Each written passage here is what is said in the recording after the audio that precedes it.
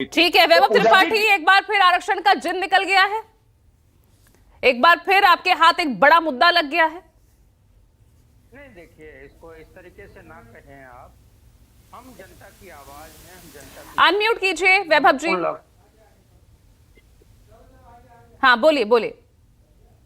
आवाज आ रही है? हाँ बोलिए। हाँ, ऐसा है कि हम जनता की आवाज उठा रहे हैं, हम उन युवाओं की आवाज उठा रहे हैं जो पिछले 4 साल से लड़ रहे हैं ये अपने हक की लड़ाई।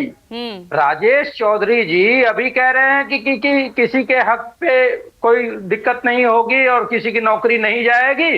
बाद में जैसे ही कुछ उल्टा पुल्टा हुआ ये कह देंगे हमने तो डिबेट में बोला था जी। ये क्या सरकार के मंत्री हैं जो इनकी जिम्मेदारी फिक्स होगी? इनके तो मंत्री, मुख्यमंत्री, प्रधानमंत्री झूठ बोल के भाग जाते हैं, तो इन पे कोई भरोसा नहीं कर रहा है। मामला ये है कि जो छात्र पिछले 4 वर्षों से, जो युवा अपनी नौकरी के इंतजार में कोर्ट के धक्के खा रहा था, उसको अगर नौकरी सही तरीके से मिली होती तो लगभग वो 24-25 लाख रुपए उसको मिला होता। उसके इस आर्थिक शोषण के भी जिम्मेदार ये लोग हैं। मैं एक बात और बता रहा हूँ, तो राजेश जी कह रहे ना चिंता मत कीजिए, कुछ नहीं होगा उनकी नौकरी को। अरे वो है क्या? प्रधानमंत्री झूठ बोल के निकल जाते हैं, मुख्यमंत्री झूठ बोल के निकल जाते हैं, उनकी कौन सी अकाउंटेबिलिटी है? जिसने संविधान की शपथ ली हो, मुख्यमंत्री हो, प्रधानमंत्री हो, वो झूठ बोल रहा है तो इनकी क्या हैसियत है उनके सामने?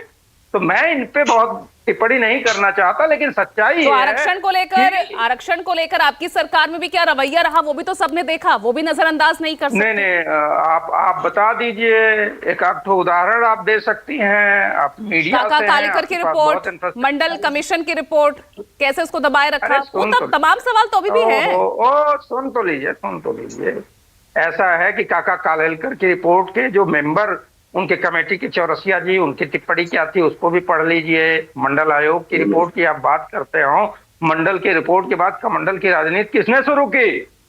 ये सब भागने वाले लोग हैं। मैं जो इस बात पे जाना चाह रहा था, सुनिए, इन्होंने एक कॉन्सेप्ट शुरू किया कंपोजिट विद्यालय का, और उसमें जानती हैं ये हक खाने वाले, शोषण करने वाले लोग हैं।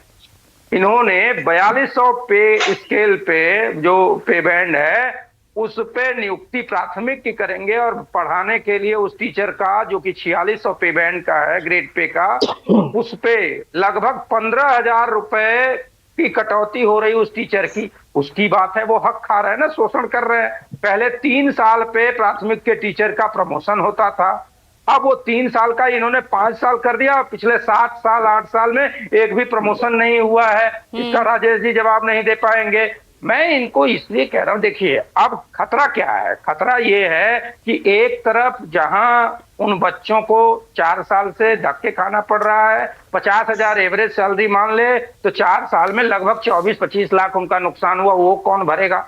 दूसरा, ये जब नई मेरिट लिस्ट जारी करेंगे तो जिन बच्चों को, भाई उन्होंने तो नौकरी पा ली थी तो वो निश्चिंत है, उन्होंने फिर कोई प्रयास नहीं किया, और वो अब ओवर एज हो गए हैं, जब वो बाहर जाएंगे तो उनके भविष्य पे खतरा।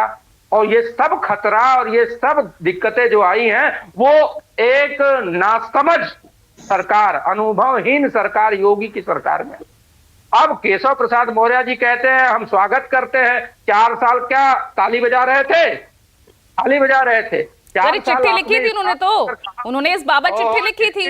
मतलब मतलब ये तो और स्पष्ट हो गया कि केशव मौर्य की भी नहीं चलती, और इनके मंत्री विधायक तो कह ही रहे हैं कि कोई सुनने वाला नहीं है। अफसर से लेके मुख्यमंत्री तक कोई सुनना नहीं चाहता, तो वो उन्होंने चिट्ठी लिख दी, बस इसके लिए मान लिया जाए कि लाखों युवाओं का जो भविष्य आधार। और जैनेंद्र प्रताप सिंह, यहाँ तो ओपी राजभर का भी